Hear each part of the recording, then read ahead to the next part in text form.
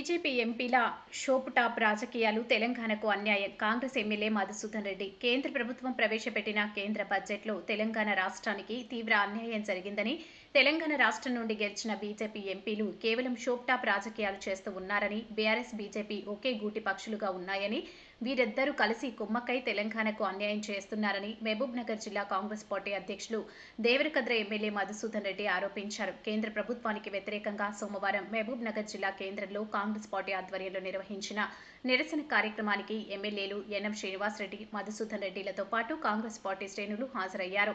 ఈ సందర్భంగా ఎమ్మెల్యే మధుసూదన్ రెడ్డి మాట్లాడుతూ కేంద్ర ప్రభుత్వంపై తీవ్ర ఆరోపణలు చేస్తూ తెలంగాణ బీజేపీ ఎంపీలపై కూడా విమర్శలు గుప్పించారు. బీజేపీ ఎంపీలను కాంగ్రెస్ శ్రేణులు ఎక్కడికక్కడ నిలదీయాలని ఎమ్మెల్యే మధుసూదన్ రెడ్డి పిలుపునిచ్చారు. ఈ కార్యక్రమంలో రాష్ట్ర minority finance corporation chairman Obaidullah Kotwal, కేంద్ర ప్రభుత్వం ఇప్పుడే కాదు మన రాష్ట్రంలో కాంగ్రెస్ ప్రభుత్వం వచ్చినప్పటి నుంచే ఈ రాష్ట్రానికి తీవ్రని అన్యాయం చేస్తూ రాష్ట్ర ప్రజలను మోసం చేస్తున్న బీజేపీ పార్టీ ఈరోజు మన ప్రత్యక్షంగా మన బడ్జెట్ లో కూడా మనకు తెలిసింది. రాష్ట్ర అభివృద్ధి కోసం ఎన్నో సార్లు మన గౌరవ ముఖ్యమంత్రి శ్రీ యనమల రేవంత్ రెడ్డి గారు, మంత్రులు, కేంద్ర ప్రభుత్వం తెలంగాణ రాష్ట్రం పట్ల పూర్తిగా వివక్ష చూపిన దానికి నిరసనగా రాష్ట్ర పిసిసి అధ్యక్షులు శ్రీ మహేష్ కుమార్ గౌడ్ గారు ఇచ్చిన పిలుపు మేరకు ఈరోజు జిల్లా హెడ్ క్వార్టర్లో నిరసన కార్యక్రమాలు చేపట్టడం జరిగింది.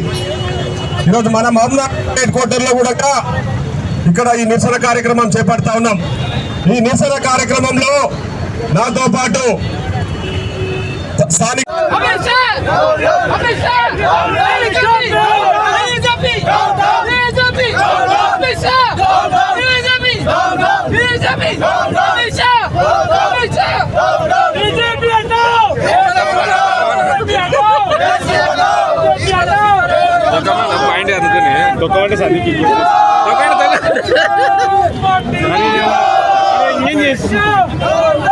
కేంద్ర ప్రభుత్వం ఇప్పుడే కాదు మన రాష్ట్రంలో కాంగ్రెస్ ప్రభుత్వం వచ్చినప్పటి నుంచే ఈ రాష్ట్రానికి తీవ్రని అన్యాయం చేస్తూ రాష్ట్ర ప్రజలను మోసం చేస్తున్న బీజేపీ పార్టీ ఈరోజు మన ప్రత్యక్షంగా మన బడ్జెట్ లో కూడా మనకు తెలిసింది. రాష్ట్ర అభివృద్ధి కోసం ఎన్నో సార్లు మన గౌరవ ముఖ్యమంత్రి శ్రీ యనమల రేవంత్ రెడ్డి గారు, మంత్రులు, కేంద్రంలో బీజేపీ ప్రభుత్వాన్ని, కేంద్రంలో ఉన్న మంత్రులను, అదేవిధంగా ప్రధానమంత్రిని కలవడం జరిగింది.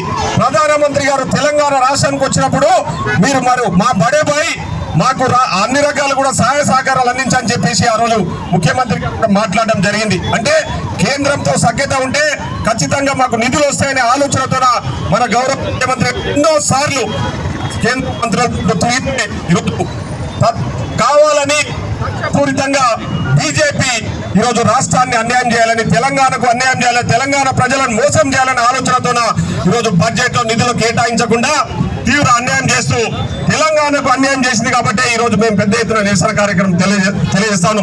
దేవుని పేరు చెప్పి రాజకీయాలు చేసుకుని ఈరోజు దేవుని పేరు చెప్పి దేశంలో అధికారంలోకి వచ్చిన బీజేపీ పార్టీ, అదేవిధంగా రాష్ట్రంలో కూడా 8 మంది ఎంపీలను గెలిపించిన ఈ రాష్ట్ర ప్రజలు 8 మంది ఎంపీలతోనే ఈరోజు మీరు కేంద్రంలో అధికారంలో కొనసాగుతా ఉన్నారు. ఆ విషయాన్ని మర్చిపోయి పూర్తిగా తెలంగాణకు అన్యాయం చేస్తా ఉన్నారు. ఇక్కడ ఉన్న 8 మంది ఎంపీలలో 2 మంత్రులు ఉన్నారు. ఒక కేంద్ర మంత్రి కిషన్ రెడ్డి గారు, ఇంకో కేంద్ర మంత్రి బండి సంజయ్ గారు 24 గంటలు ఈయన రాష్ట్రంలో ఉండి చేస్తున్న మన అభివృద్ధి, మన ప్రజాపాలన విమర్శించడం తప్ప, వాళ్ళు టీఆర్ఎస్ ను కొమ్ము కాయడం తప్ప వాళ్ళు చేస్తున్నది శూన్యం. కేంద్రంలో పోయి ఒక్క రోజు కూడా మా తెలంగాణకు న్యాయం చేయండి, మా తెలంగాణ ప్రజలకు కేటాయించిన బడ్జెట్ లో కేటాయింపులు చేయండి అని చెప్పేసి ఒక్క రోజు ఇక్కడ నుంచి గెలిచిన ఎంపీ గారు డికే అరుణ గారు మరి పాలమూరు రంగారెడ్డి గురించి కానీ, అదేవిధంగా పాలమూరు అభివృద్ధి గురించి ఒక్క రోజు కూడా నోరు విప్పలే. కానీ అంటే కొడంగల్లో జరుగుతున్న ఎవరైతే ప్రేరేపించిన అల్లర్ల గురించి పోయి ప్రచారాలు చేసుకుంటున్నారు తప్ప పాలమూరు అభివృద్ధి గురించి ఒక్క రోజు ఒక మంత్రి నాడికి కలిసింది లేదు, ఒక ముఖ్యమంత్రి ప్రధానమంత్రిని కలిసి అడిగింది లేదు. కానీ ఇక్కడ మాత్రం చూపుట ప్రోగ్రాములు చేసుకుంటూ ఇక్కడ తెలంగాణకు అన్యాయం చేస్తున్నా కూడా కేంద్రం దగ్గర ఒక్కరోజు కూడా వాళ్ళు తెలంగాణకు న్యాయం చేయండి, తెలంగాణకు బడ్జెట్ లో కేటాయింపులు చేయండి అని చెప్పేసి ఒక్కరోజు కూడా అడగలే.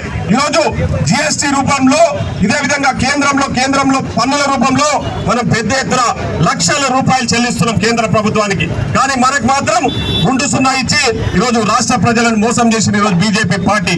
కాబట్టి ఈ నిరసన కార్యక్రమం ద్వారా మేము ఒకటే కేంద్ర ప్రభుత్వాన్ని హెచ్చరిస్తా ఉన్నాం, కేంద్ర ప్రభుత్వాన్ని డిమాండ్ చేస్తా ఉన్నాం. ఈ రోజు రాష్ట్రాలంటే ఓన్లీ బీఆర్ ఏనా? మీకు తెలంగాణ కనిపిస్తలేదా?